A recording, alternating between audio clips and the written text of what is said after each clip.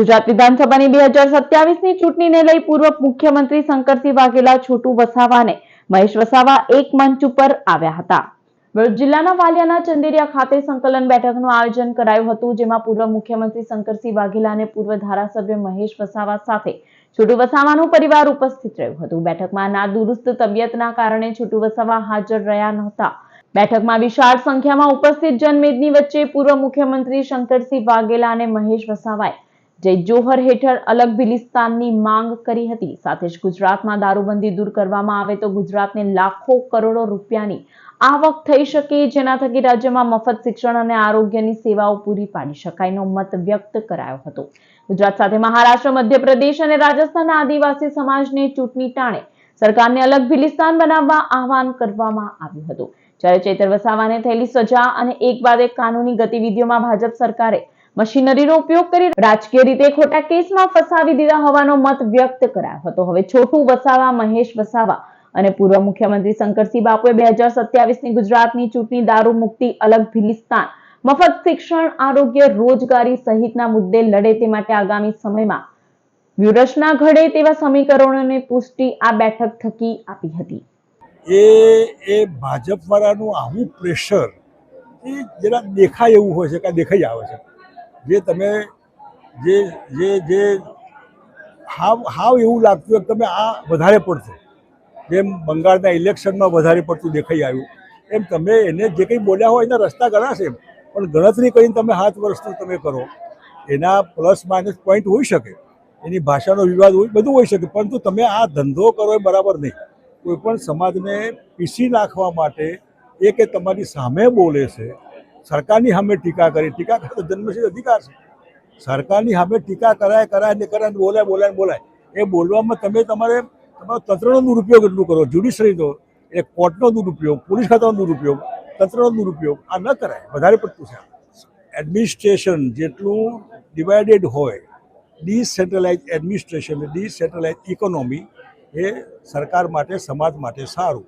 એટલે વહીવટી વિકેન્દ્રીકરણ, અને એમાં જ્યારે આખા દેશમાં સૌથી વધારે જે માલિક કહી શકે, મૂળ નિવાસી, શહેર, જમીન, જંગલના માલિકો, એની હાલત એટલી ખરાબ છે આરોગ્યની બાબતમાં, શિક્ષણની બાબતમાં, પીવાનું પાણી, હા ના, લો એન્ડ ઓર્ડર, બધી રીતે માર એમના ઉપર આવે, જેની સામે કોઈ પોતાનું કહેવાય એવું કોઈ ન હોય। એવા ઠેકાણે જો આ ભિલિસ્તાન બને, જોહાર પ્રદેશ બને, આદિવાસી પ્રદેશ બને, તો એ પ્રદેશમાં ગુજરાત, મધ્યપ્રદેશ, રાજસ્થાન અને મહારાષ્ટ્ર આ વિસ્તારની 58-60 વિધાનસભાની બેઠકો થાય। પેલું ગુજરાત 27 બેઠકોનું માલિક છે, બીજી 10 બેઠકો આદિવાસી સમાજ ધારે એને જીતાડી શકે એવી તાકાત છે એનામાં।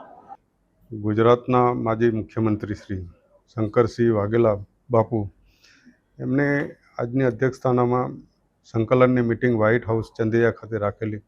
માન્ય છોટુભાઈ વસાવા એમની સાથે અમારે વાતચીત થઈ હતી ગાંધીનગરથી શંકરસિંહ બાપુ સાથે, અને એક સંકલન મિટિંગનું અહીં આયોજન કર્યું હતું વ્હાઇટ હાઉસ સાથે।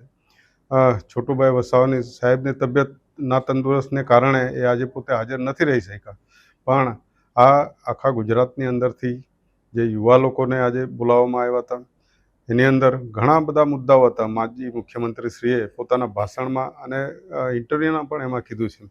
તો અમે આ એક કોલ ગુજરાતની અંદર આપ્યો છે કે આવનારા સમયની અંદર ગુજરાતમાં પરિવર્તન આવે, અને ખાસ કરીને ગુજરાતના લોકોને શિક્ષણ, રોજગારી, સિંચાઈ અને ભીલ પ્રદેશ અલગ મળે એ જાતની આ આખી એક ચર્ચા હતી, અને એની અંદર શંકરસિંહ બાપુએ બધાએ કીધું છે।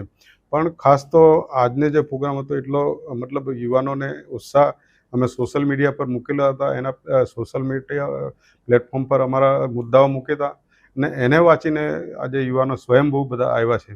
એ બદલ એ બધાનો ખૂબ ખૂબ આભાર। અને સાથે સાથે અમારી જે ડિમાન્ડ છે, છોટુભાઈ વસાવા વર્ષોથી એક આદિવાસી મસીહા તરીકે એમણે જે કામ કર્યું છે જળ, જમીન, જંગલો માટે, ભવિષ્યમાં બિરસા દાદા પણ ભૂતકાળમાં લડ્યા છે, અને ભવિષ્યની અંદર છોટુભાઈ વસાવા પણ આજે લડે છે। તો એ લડત આગળ કેવી રીતે લઈ જાય। 1995ની અંદર માન્ય શંકરસિંહ બાપુ જ્યારે મુખ્યમંત્રી હતા ત્યારે છોટુભાઈ વસાવા પણ એમની સાથે ધારાસભ્ય તરીકે હતા, અને ગુજરાત પેટર્ન તરીકે પહેલાં મહારાષ્ટ્ર પેટર્ન હતી, એ આખું મોડલ ઉઠાવીને ગુજરાત પેટર્ન લાગુ કરાવી।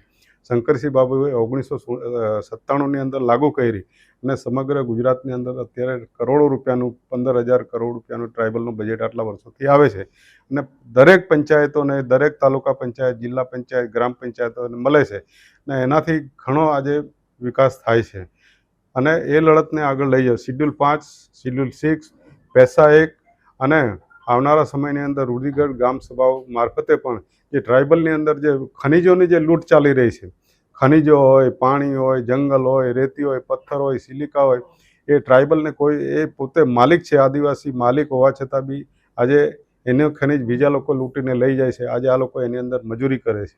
તો એમની આ અમારી મુદ્દાસર લડત રહેશે.